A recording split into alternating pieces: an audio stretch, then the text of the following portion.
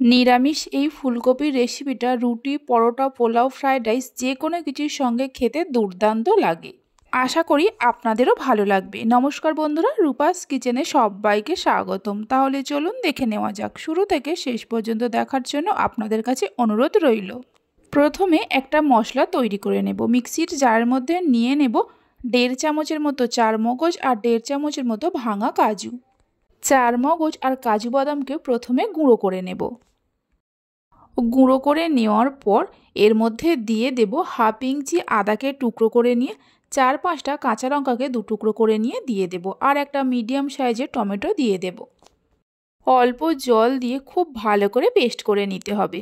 আপনারা যেমন ঝাল খাবেন সেই মতো কাঁচা লঙ্কার ব্যবহার করবেন। মশলা পেস্ট করে নেওয়ার পর গ্যাসের উপরে একটা কড়া বসিয়ে কড়ার মধ্যে দিয়ে দেব 4 চামচের মতো সরিষার তেল। তেল কড়ার চারিদিকে খুব ভালো করে লাগিয়ে নেব।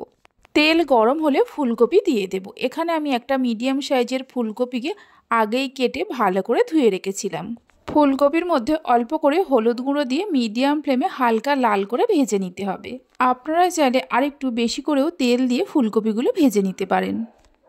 হালকা লাল করে ফুলকপিগুলোকে ভেজে নেওয়া হয়ে গেছে, তুলে নিয়ে রেখে দেব। ফুলকপিগুলো তুলে নেওয়ার পর ওই কড়াতে দিয়ে দেব আরও 2 চামচের মতো সরিষার তেল।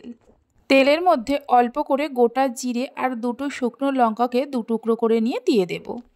মিডিয়াম ফ্লেমে ফোড়নের সুন্দর গন্ধ আসা পর্যন্ত ভাজতে থাকব।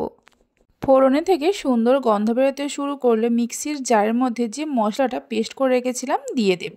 মিক্সির জার ধুয়ে অল্প করে জল দিয়ে দেব।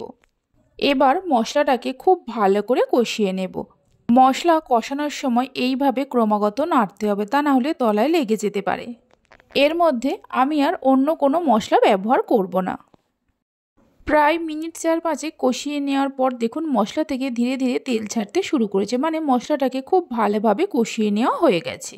ভেজে রাখা ফুলকপিগুলো মশলার মধ্যে দিয়ে দেব। স্বাদ মতো নুন দেব। মশলার সঙ্গে ফুলকপিগুলোকে মিনিট 2-3 সময় ধরে কষিয়ে নিতে হবে। এইভাবে একবার ফুলকপির রেসিপিটা বাড়িতে বানিয়ে দেখতে পারেন, খেতে দারুণ লাগে। আর বাড়িতে বানালে খেয়ে আপনাদের কেমন লাগলো অবশ্যই আমাকে কমেন্ট করে জানাবেন। মশলার সঙ্গে ফুলকপি কষিয়ে নেওয়ার পর 1 কাপ দুধ দিয়ে দেব। দুধটা দেওয়ার পর ফুলকপির সঙ্গে খুব ভালো করে মিশিয়ে নেব।